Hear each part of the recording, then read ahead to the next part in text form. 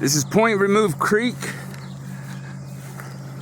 along the old, flows under the old military road, present day Highway 64, where this creek runs into the Arkansas River, began the boundary, the land boundary for the Cherokees in 1817, when early Cherokees started settling out here, selling land. I think it was the Turkeytown Treaty, 1816, that initiated this, of the Cherokee moving into this area.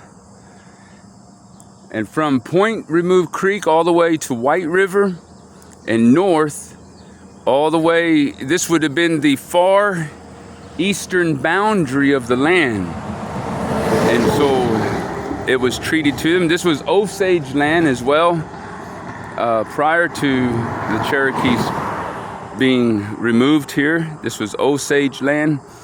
And this is present day Highway 64, the old military road. The Trail of Tears in this area is where the Whitley and Drain groups their boats would get stranded on the Arkansas River, and so they would leave the river, the water route, and take the land route, following the old military road into Indian territory. So by the time of the Indian removal of 1830s, this was no longer, I guess, from what I understand, this was no longer considered Cherokee land, because otherwise it seems like they would have just came this far and stayed here, but they went further west into Indian Territory, present-day Oklahoma. The Bell Route would be the last party to travel this of the Cherokee removal period. I think they finished in January of 1839. You had the Lieutenant Joseph Harris and his group in 1837. That was, half of his group would die of sickness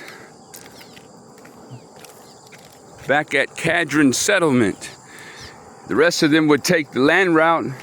Half a year later, more than half of them would die, as the